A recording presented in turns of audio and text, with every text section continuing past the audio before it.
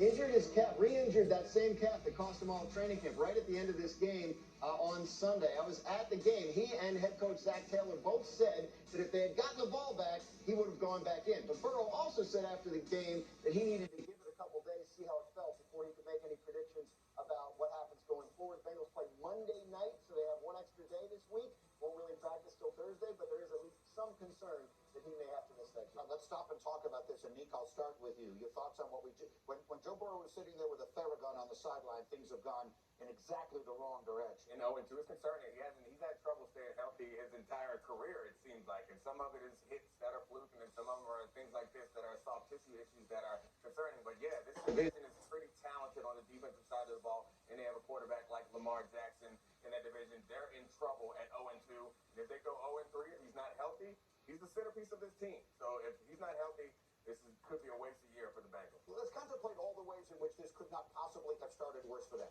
It seems to me, RG3, that when he first had the injury, we talked about this like crazy, they really had two choices. We saw that they opened with two big division games. They had two choices. One, don't rush him back and live with the fact that you might lose the first two games in the division. Or rush him back so you win those and hope he doesn't re-aggravate it.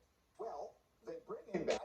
I can see you're going to challenge the word rush one way or another. He comes back quickly as they could in time. Yeah. In time, they lose anyway, and he re-aggravates the injury. Worst case scenario. This is the absolute worst case scenario. Absolutely, worst case scenario. You playing him if he was still banged up, and it says you pull it again 2 weeks in. That leads you to believe. And by the way they're running their offense, I mean, it couldn't look worse. So so for worst case scenario for the Bengals to start this. I had guys sitting here yesterday telling me this is an injury now that is going to bother him all year. That at this point, this will be an issue he deals with all season long. Yeah, well, we saw it with Aaron Rodgers. You know, he's a guy that kind of pops his calf every now and then. Okay. I mean, what are you doing? Aaron Rodgers now and popping his calf?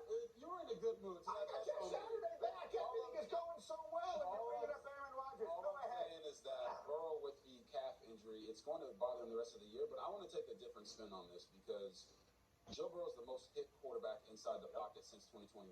Yeah. And, you know, X is a great place to laugh at people for what they're saying and things that are going on. And people are talking about how, oh, no, it's a soft tissue injury. But when you've been hit that much as a quarterback, all of those hits start to accumulate. So for Joe Burrow, he comes into the season, he's already not healthy. He's got a bunch of hits on his body already, more than the average quarterback. And now they're catering the offense to the fact that he's not healthy. So we're seeing them getting the ball out fast. It's not because, oh, well, Joe Burrow's 100% healthy. He can't run. He can't be as mobile as we're used to seeing him be.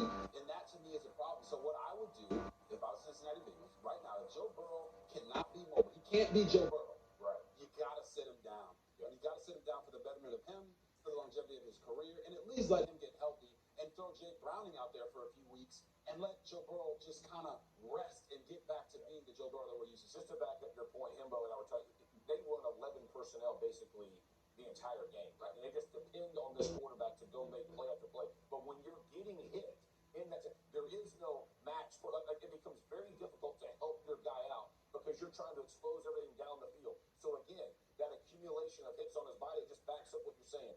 He's got to get healthy. For them to have any shot, he's got to get healthy, for this team to make a comeback. What we were told when he hurt the calf early in training camp was this is going to be a very tricky situation because of it's a calf muscle, he could feel fine. Right. They could put him back on the field and then they could re-aggravate it just out of nowhere. It seems like that's kind of what happened. Yeah. Talking to people around that team last week and before the game on Sunday, the answers were, well, he's good enough. He feels good enough to play.